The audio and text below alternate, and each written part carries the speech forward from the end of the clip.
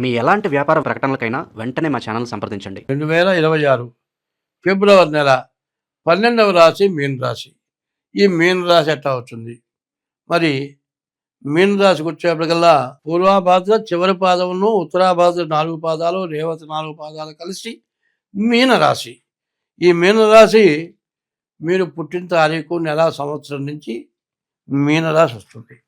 ఈ మీన రాశి ఇట్లా రావాలి. ఎందుకంటే ఉత్తరాభాద్ర, రేవతి, పూర్వాభాద్ర చివరి పాదం కలిసి మీన రాశి. మీరు పుట్టిన తారీఖు, నెల, సంవత్సరం టైం ద్వారా ఈ రాశి వచ్చింది. ఏదో మీరు పెట్టిన పేరుని బట్టి కాదు. మరి గోచారం అంటే 25 వంతులే వస్తుంది.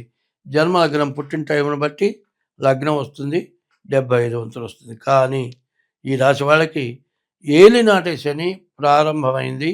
ఈ ప్రారంభమై కూడా సంవత్సరం పోయింది. ఇంకా 6 సంవత్సరాల 6 మాసాలు ఉంది.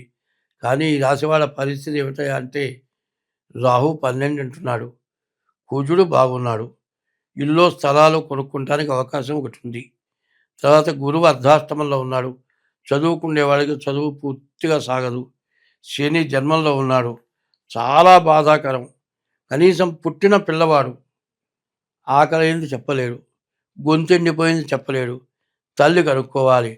నువ్వు ఏది చేయలేవు, ఏ పరిస్థితి సాగదు, ఎట్లా బతకాలో అర్థం కాని పరిస్థితి. ఈ జన్మంలో ఉన్న శని, ఈ జన్మ శని చాలా బాధలు పెడతాడు. కాబట్టి ఈ రాశివాళ్ళు డేట్ ఆఫ్ బర్త్ ద్వారా కానీ, హస్త సాముద్రిక ద్వారా కానీ మీ జాతకం చూపించుకోవాలి. ఈ జాతకానికి కుజుడు, శుక్రుడు, కేతువు ఈ 3 గ్రహాలు బాగున్నాయి. ఈ 3 గ్రహాలు బాగుంటే కుజుడు ఏకాదశిలో ఉన్నాడు, తిరుగులేదు. శుక్రుడు వల్ల వివాహాది శుభకార్యాలు జరగడానికి బాగుంది. ఆదాయం లేదు, డబ్బులు వచ్చే పరిస్థితి లేదు, ఎట్లా బతకాలో అర్థం కాదు. చేసే వృత్తిలో మానుకోవాల్సి వస్తుంది, ఉన్న ఇంట్లో నుంచి వెళ్ళిపోవాల్సి వస్తుంది. పెళ్ళి అయిపోయిన తర్వాత భార్యకు అన్నం పెట్టలేని పరిస్థితి వస్తుంది. ఇది చెప్పటానికి వీలైనటువంటి బాధలు. కాబట్టి మీరు ఏం చేయాలి?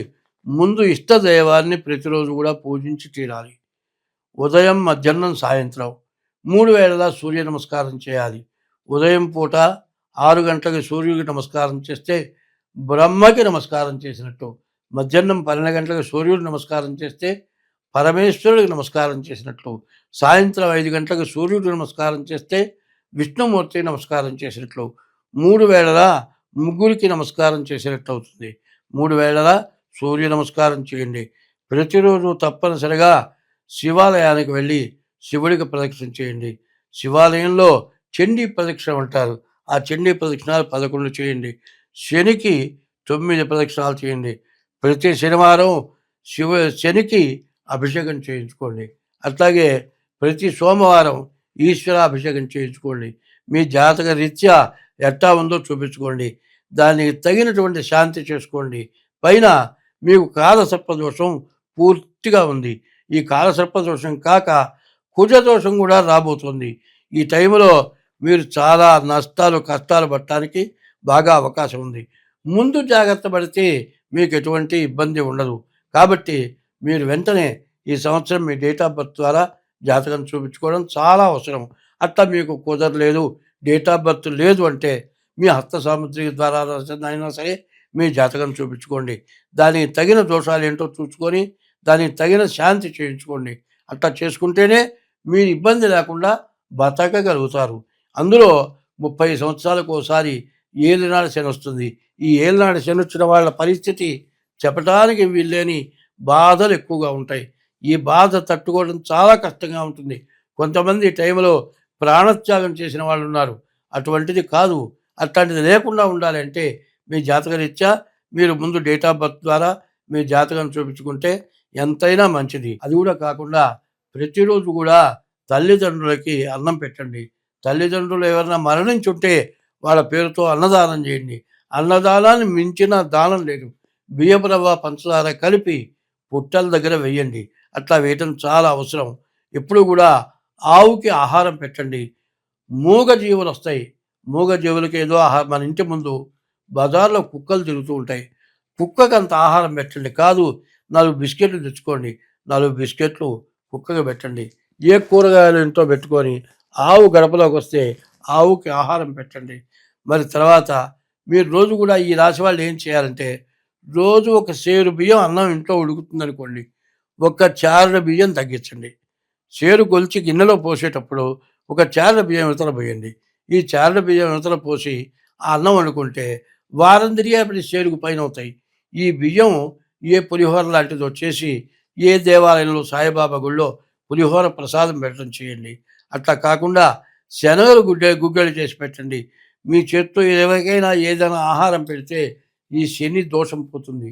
ఆహారం పెట్టమన్నాను కదా అని చెప్పి చాలామంది ఇప్పుడు ఏం చేస్తున్నారంటే, కూరగాయలు ఇళ్ళ ముందుకు వస్తున్నాయి, ఇళ్ళ ముందు కూరగాయలు కొంటారు. ఈ 1/2 కిలోనో 1/4 కిలో కొంటారు. వాడు ఏం చేస్తాడు, క్యారీ బ్యాగులో కూరగాయలు వేసి ఇస్తాడు. ఇంట్లో తీసుకెళ్ళి శుభ్రంగా చెక్కు తీసి ఆ చెక్కు అంతా కూడా క్యారీ బ్యాగులో వేసి కూరగాయలు తరుక్కొని ఆ క్యారీ బ్యాగు బయట పారేస్తారు. ఏ ఆవో వస్తుంది, అది అందులో ఏదో ఉంది తిందామని చూస్తుంది, కొరికితే రాదు, నోట్లో వేసి నవిలి మింగుతుంది.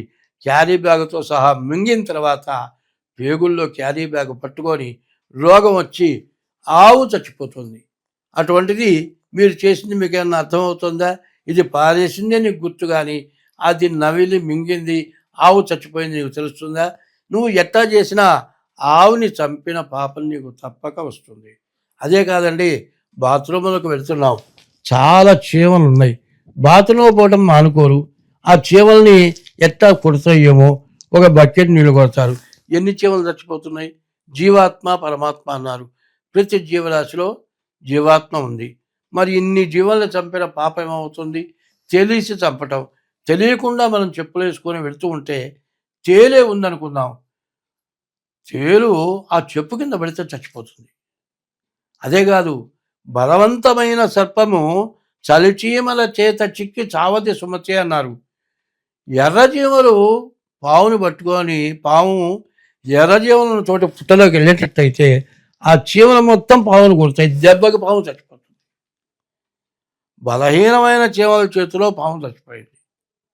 ఏమిటా అంటే దాని కర్మ అట్లా ఉంది, అది చేసిన పాపం వల్ల చీమల చేతిలో చచ్చిపోయినాయి. అట్లాగే మనం కూడా చేసిన పాపం రకరకాలుగా వేధిస్తుంది. కాబట్టి ఈ పాపం నివృత్తి కావాలి అంటే ప్రతి నోరు లేని జీవరాశికి ఆహారం పెట్టాలి. ఇవాళ పరిస్థితి ఏమిటా అంటే, ప్రతి జీవరాశి తను కన్న పిల్లల్ని జాగ్రత్తగా చూసుకుంటుంది, అది వదిలేసేటల్లా. మనం మాత్రం పిల్లల్ని కని వదిలేసి మరి బజారు పాలు చేసి భార్యాభర్తలు విడిపోయి పిల్లల్ని అన్యాయం చేస్తున్నారు. తల్లిదండ్రుల్ని పోషించకుండా అనాథ శరణాలయాలకు పంపిస్తున్నారు, వృద్ధాశ్రమాలకు పంపిస్తున్నారు. ఈ పాపం ఖచ్చితంగా కట్టి కుడుపుతుంది. కాబట్టి వృద్ధాశ్రమాలు కాదు, తల్లిదండ్రులు పోషించాలి. ప్రభుత్వం కూడా వృద్ధాశ్రమాలు కాదు, తల్లిదండ్రులు పిల్లలు పోషించేట్టుగా ఒక ఒక వ్యాన్ పెట్టాలి. తల్లిదండ్రులకు అన్నం పెట్టకపోతే ఆ పిల్లల దగ్గర ఆదాయం తీసుకొని తల్లిదండ్రులకు ఇచ్చేటువంటి స్థితి రావాలి. అట్లా చేయవలసిన అవసరం ఉంది. ఈ పాపం వల్ల దేశం సర్వనాశనం అయిపోతుంది, ప్రజలు పనికి రాకుండా పోతున్నారు. కాబట్టి ఈ రాశి వాళ్ళు జాగ్రత్తగా తగిన శాంతి చేసుకోండి, డేట్ ఆఫ్ బర్త్ చూపించుకోండి, అన్ని విధాలా బాగుంటుంది. స్వస్తి.